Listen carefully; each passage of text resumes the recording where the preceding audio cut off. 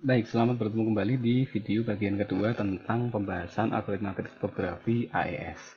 Nah, jika di video pertama kita telah mempelajari tentang apa itu algoritma AES hingga pembentukan round key 1, maka selanjutnya kita akan menyelesaikan pembentukan round key. Nah, tadi kita sudah sama-sama memahami bagaimana pembentukan round key untuk tahap yang pertama atau round key 1, di mana di kolom pertama, langkahnya akan berbeda dengan kolom yang di 2, 3, dan 4.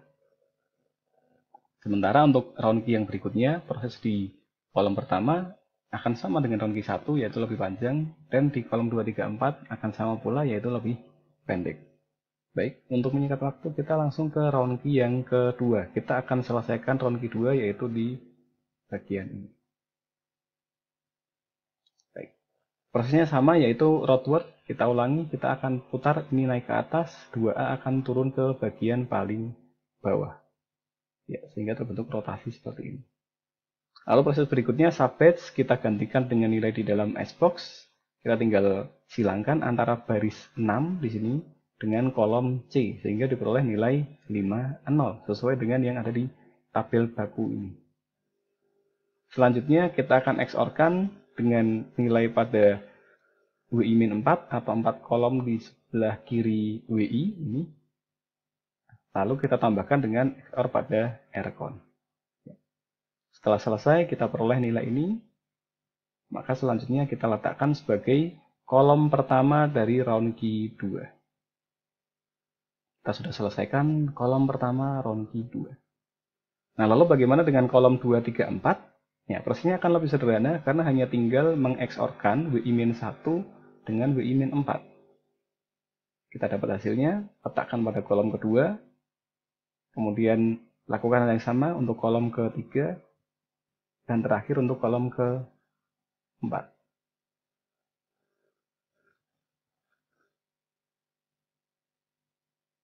Nah, sekarang kita selesaikan untuk round key yang sisanya. Nah, kita sudah dapat chipper key round key 1, round key 2, hingga nanti kita dapat di sini round key ke-10 atau round key ke N. Baik, untuk setiap kolom RCON, mengingatkan kembali digunakan untuk setiap round key-nya. Baik, pada round key 3 kita dapat hasilnya sekian hingga round key ke-10. Nah, sampai di sini Anda bisa jeda atau pause videonya untuk coba mengaplikasikannya. Jika sudah tepat, kita bisa lanjutkan ke pembahasan tentang proses enkripsi. Nah, silakan Anda catat beberapa nilai di sini, tidak perlu semuanya. Misalkan kita catat nilai 32 yang ujung paling kiri dan 34 misal. Untuk lebih mempermudah nanti kita dalam melakukan implementasinya atau proses perhitungannya. Nah, pada tahapan enkripsi akan ada 10 putaran. Sebelum ke 10 putaran, maka kita akan lakukan XOR antara state dengan cipher key. Antara state dengan cipher key, mereka akan kita XOR-kan terlebih dahulu. Nah, sehingga nanti akan membentuk satu blok baru. Nah, setelah pada tahapan initial round, maka selanjutnya akan dilakukan 9 putaran dengan 4 proses, yaitu subbatch, cifro, mix column, dan add round key. Add round key ini sama dengan proses XOR.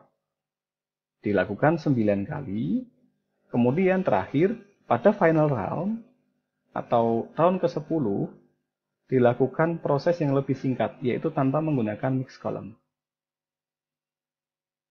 Ya, sehingga mix column ini tidak dilakukan di sini. Oke, kita langsung ke langkah yang pertama.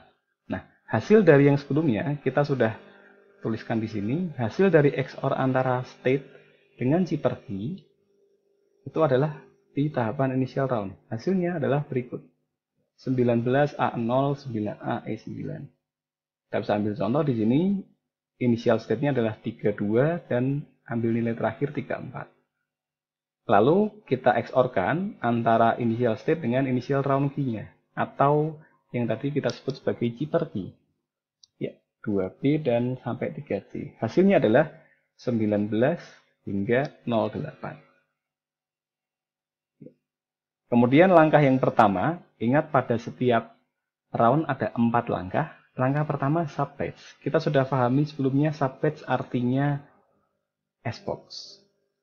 Ya, kita gantikan nilainya dengan Sbox, kita ambil nilai 19, maka kita ambil baris 1 di sini, kolom 9. Diperoleh nilai D4. Nah, nilai D4 kan kita gunakan untuk menggantikan nilai 19. Nah, lakukan hal yang sama untuk ke 15 batch yang lain. Nah, setelah setiap batch kita gantikan atau kita sub dengan Sbox, maka langkah berikutnya yaitu cifro. Untuk mempermudah cifro, kita bisa berikan indeks seperti ini. Ini disebut sebagai baris 0, baris 1, baris 2, baris 3. Setiap baris akan diputar sebanyak N kali. Baris 0 akan diputar 0 kali atau tidak diputar. Baris yang pertama, baris kedua atau dengan indeks 1 diputar 1 kali atau 1 batch. 1 batch artinya 8 bit. Karena satu kotak di sini nilainya 8 bit, maka kita putar 1 kotak. Artinya 27 nanti akan dia pindah paling belakang, sementara yang lainnya akan maju ke depan. Nah, begitu pula untuk baris ketiga, kita putar 2 byte. Dan terakhir, ya, kita putar sehingga 5D akan pindah paling belakang, yang 2 ini akan geser belakang. Terakhir, kita putar 3 batch. 30 akan pindah paling belakang, dan yang depan akan pindah ke belakangnya. Ya, 30 akan pindah ke paling depan, dan AE, F1, E5 akan pindah di belakangnya. Nah, satu yang perlu Anda catat di sini, kita berikan indeks 0, 1, 2, 3. Sehingga ketika Anda buat kodenya atau codingnya untuk implementasinya akan lebih mudah menggunakan indeks ini. Diputar 0 kali atau tidak diputar 1 kali, putar 2 kali, putar 3 kali. Baik. Selesai di tahap yang kedua yaitu cifro, selanjutnya adalah tahapan mix column. Nah, di tahap ini Anda boleh menyediakan 1 buah kertas karena memang proses di sini yang paling panjang. Proses mix column singkatnya adalah proses perkalian antara matriks dengan nilai berikut. Nah, untuk saat ini kita asumsikan nilai ini adalah nilai baku, sehingga kita tinggal memasukkan angka-angka berikut. Ya, meskipun polanya Anda bisa lihat, misalkan di sini ada 2 nilai yang berdiagonal dari kiri atas ke kanan bawah. Baik, kita langsung ke kolom yang pertama. Jadi kita akan melakukan sesungguhnya adalah matriks ini dengan keseluruhan dari blok ini. Nah, untuk mempermudah langkahnya kita gunakan dulu dengan kolom 1 dan baris 1.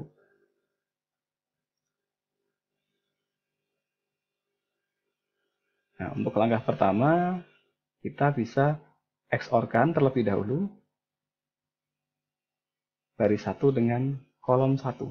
Ingat kolom 1 ini diambil dari blok yang sebelumnya sudah kita proses dengan rotasi. Baik, sehingga diperoleh nilai seperti ini. 2 kali D4 ditambah, tambah di sini diwakilkan dengan XOR, 3 dikalikan BF, 2 dengan D4, 3 dengan BF, 01 dengan 5D, kemudian ini 01 juga dengan 30.